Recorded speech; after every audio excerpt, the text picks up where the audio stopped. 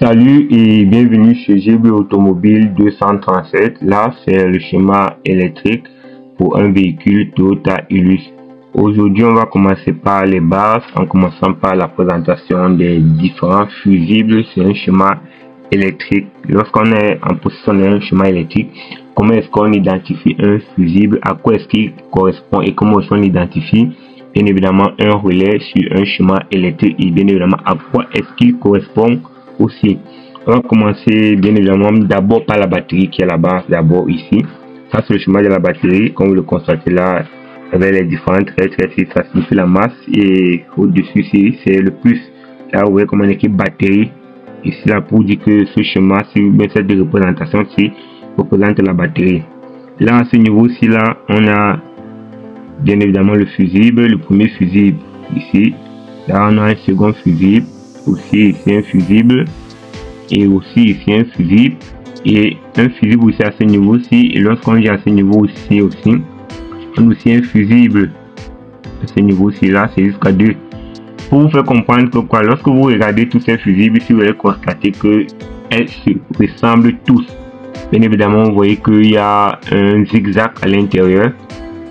Presque tous les chemins électriques, lorsque vous voyez un chemin électrique qui a cette représentation, c'est comprenez tout simplement que c'est un fusible. Maintenant, on va aller au niveau du relais. À ce niveau-ci,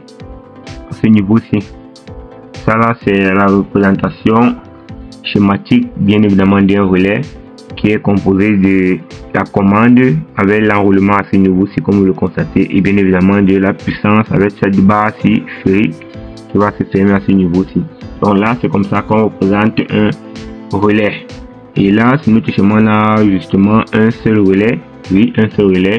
Et pratiquement combien de fusibles? 1, 2, 3, 4, 5, 6, 7. Donc, on a pratiquement 7 fusibles sur notre relais.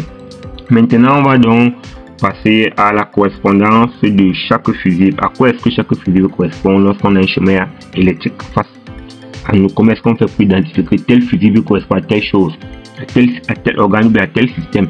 Là, on a ce fusible ici qui est au niveau de la au-dessus de la batterie, le fusible ici de 7,5 ampères. On a écrit alt, ce qui veut dire tout simplement que c'est le fusible de l'alternateur. Et là, on a aussi ici 100 ampères avec alt qui correspond aussi au fusible de l'alternateur. Et là, on a 30 ampères AM2 qui veut dire tout simplement accompagnement moteur. Et là, on a aussi 40 ampères AM1 qui veut dire aussi accompagnement moteur. Et à ce niveau ici aussi, on a aussi le fusible ici de 7,5 ampères avec ST qui veut dire tout simplement start, donc démarrage. Et à ce niveau-ci, on a aussi deux fusibles. Ici, ce compartiment, on a 7,5 ampères avec MET, donc qui veut dire tout simplement combiner d'instruments en fait. Quand on dit MET là, c'est META, donc combination META. Et là, on a ECU, Ignition ici, qui correspond simplement au contact. En fait, comme on dit plus après contact là, c'est ça qu'on appelle Ignition généralement. C'est-à-dire un courant d'alimentation après contact. Là, maintenant, on a notre relais à ce niveau-ci.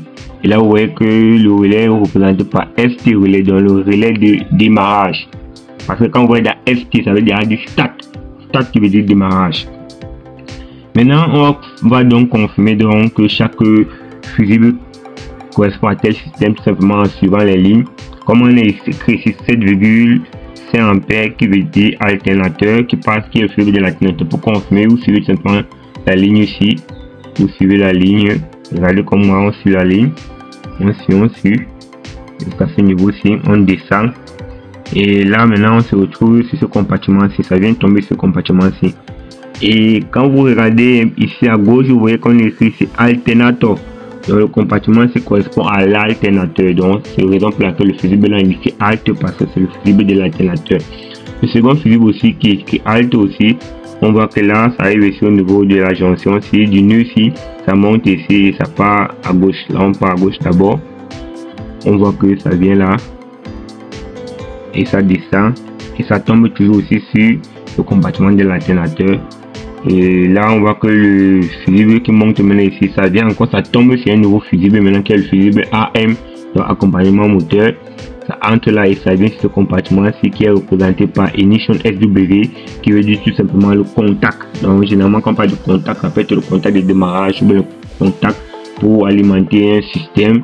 Mais sur notre cas, c'est le contact de démarrage. Donc quand on parle de contact de démarrage, c'est-à-dire le contact où on met la clé du véhicule pour pouvoir démarrer votre véhicule, même pour ouvrir votre contact en position on, ou bien pour activer bien sûr les alimentations accessoires pour la clim, que ce soit la radio et consort. Donc ça qu'on appelle le contact. Donc ça on est représenté par Ignition SW qui veut dire seulement le contact. Et maintenant on a le 7,5 ampères qui veut dire ST, qui est celui du démarrage. Bon là on va essayer de vérifier bien évidemment pourquoi est-ce qu'on dit démarrage, parce que quand on parle de démarrage, on parle bien évidemment de démarreur en général. Là on voit le fusible ici, on voit bien que bon là ça vient là, il y a une jonction à ce niveau-ci. Là on ressort, on remonte là, on voit bien que ça descend là, ça descend comme ça arrive à ce niveau-ci, ça entre dans le relais, si le relais stade de démarrage, donc qui parle bien évidemment sur le démarreur, parce que si on regarde là ce niveau-ci, on voit que bon c'est la commande ici. Si on dit fusible start, c'est-à-dire que si le fusible est alimenté, c'est pour bien évidemment enclencher le démarreur. Lorsque on ferme le contact bien évidemment à ce niveau-ci, lorsqu'on ferme le contact ici là, ça quitte ici, ça vient toucher à la borne ST2, le courant passe par le fusible start, ça monte là, ça monte, ça descend là, ça vient au niveau du cycle de commande, ça commande dans la fermeture de ce relais-ci. Dès que ça commande la fermeture de ce relais, directement notre démarreur qui est représenté ici, notre démarreur, voici ici, comme vous voyez, on écrit Tata. Donc c'est notre démarreur ici, comme elle est représentée ici. Là vous voyez que lorsque ça se ferme ici à la puissance, directement elle prend son courant ou sur le fusible AMG à ce niveau-ci, et bien évidemment elle se ferme tout simplement, et puis le démarreur est enclenché. Pour avoir la preuve que c'est vraiment ça, vous allez vous constater qu'ici on a une plus dans le B plus qui vient ici, plus batterie de votre démarreur.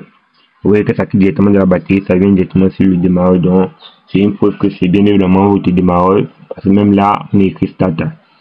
Donc c'est ainsi qu'on identifie le fusible, à quoi est-ce qu'elle correspond, ce quel circuit ou est-ce quel organe est affecté, et c'est pas aussi pour le relais. À la suite de nos prochaines vidéos, on va aller plus en profondeur pour vous expliquer à quoi correspondent les autres éléments qui sont sur ce schéma électrique. Mais déjà, vous devez comprendre que pour mieux maîtriser le schéma électrique, généralement presque tous les schémas électriques sont en anglais, donc vous devez avoir le minimum de base en anglais pour pouvoir mieux interpréter vos schémas électriques. À la prochaine.